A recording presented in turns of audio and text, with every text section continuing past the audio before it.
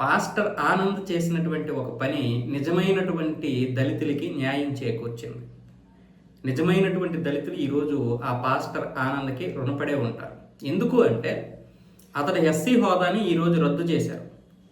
బాపట్ల జిల్లాకు చెందినటువంటి కలెక్టర్ వినోద్ గారు అతని ఎస్సీ హోదాని రద్దు చేశారు.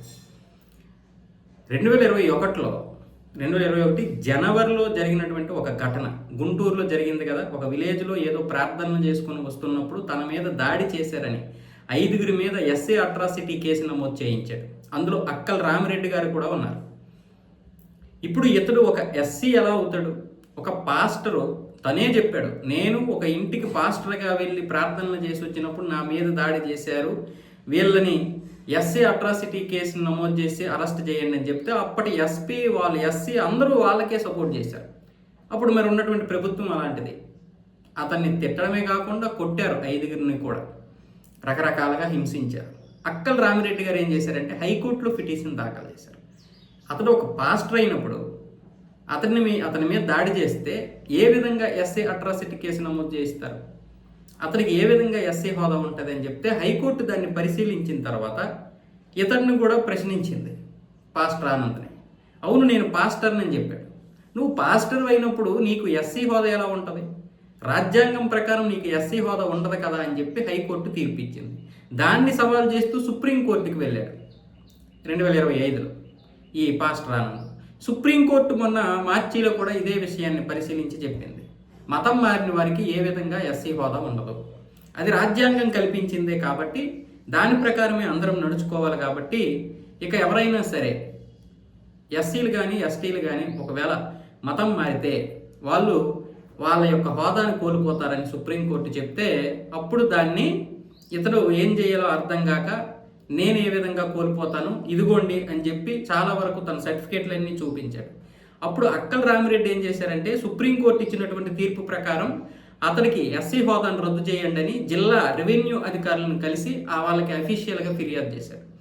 వాళ్ళు ఏం చేశారంటే ఒక కమిటీని ఏర్పాటు చేశారు. స్క్రూటీని అనే ఒక కమిటీని ఏర్పాటు చేసి జిల్లా కలెక్టర్ ఆధ్వర్యంలో ఆ కమిటీ మొత్తం అన్ని ఆధారాలు సేకరించింది. ఇప్పుడు జిల్లా కలెక్టర్ వినోద్ గారు ఈ యొక్క కీలక తీర్పు అయితే చెప్పారు.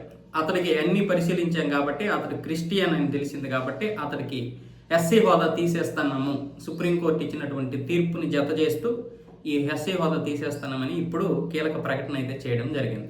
ఈ విధంగా పాస్టర్ ఆనంద్ ఎంతమంది దళితులకి న్యాయం చేశాడో తెలుసా? ఈరోజు దళితులందరూ అంటే నిజమైనటువంటి హిందువులుగా ఉన్నటువంటి దళితులందరూ కూడా ఆ రిజర్వేషన్ని ఎంతోమంది కోల్పోతున్నారు. ఈ పాస్టర్లుగా ఉన్నటువంటి వారు క్రిస్టియన్లో వెళ్ళినటువంటి వారందరూ కూడా హోదాని తినేస్తున్నారు, అంటే రిజర్వేషన్ని తినేస్తున్నారు. నిజమైనటువంటి దళితులకి అన్యాయం జరుగుతుంది. హిందువులుగా ఉన్నటువంటి దళితులకి ఇప్పుడు ఇవన్నీ చేరాలి. ఒకవేళ ఇప్పుడు కూడా నిజమైన దళితులకి ఉన్నా కూడా అనవసరంగా వీళ్ళు తినడం వల్ల వాళ్ళకి రావాల్సినటువంటిది రాదు కదా. ఇప్పుడు ₹2 ప్రభుత్వం ఇచ్చింది అనుకోండి రిజర్వేషన్ ప్రకారం, ఆ ₹2 ఇప్పుడు దళితులుగా ఉన్నటువంటి అంటే హిందువులుగా ఉన్నటువంటి దళితులే తినాలి కదా. ₹1 ఏమొచ్చేసి క్రిస్టియన్గా ఉన్న వాళ్ళు, అలాగే ₹1 ఏమొచ్చేసి నిజమైన దళితులు తింటున్నారు. అవసరం లేదు. రాజ్యాంగం ప్రకారమే నడవాలని మీరు కోరుకున్నప్పుడు ఆ రాజ్యాంగం ప్రకారమే నడవాలి కదా. ఆ రాజ్యాంగమే క్రిస్టియన్గా మారిన తర్వాత, మతం మారిన తర్వాత, ఎస్సీ హోదా ఉండదని చెప్పిన తర్వాత ఇంక దీని గురించి డిస్కషన్ ఏంటి? వీళ్ళు మతం మారిపోతారు, రిజర్వేషన్ మాత్రం కావాలి. అంటే అవ్వ కావాలి, బువ్వ కావాలి. ఇక మీ ఆటలు సాగవు, ఇక సాగవు. సుప్రీంకోర్టే సాక్షాత్తు తీర్పు ఇచ్చింది. ఇంకా మీరు ఎవరైతే ఉన్నారో దగ్గర ఉన్నటువంటి చాలామంది నిజమైనటువంటి దళితులు, హిందువులు మీరందరూ కూడా దీని గురించి ఆలోచించి ఇంకా ఎవరికైనా రిజర్వేషన్ ఉంటే మీరు పక్కనే ఉన్నటువంటి సచివాలయంలోనూ లేకపోతే దానికి కావాల్సినటువంటి రెవెన్యూలోనూ మీరు కంప్లైంట్ చేయాలి.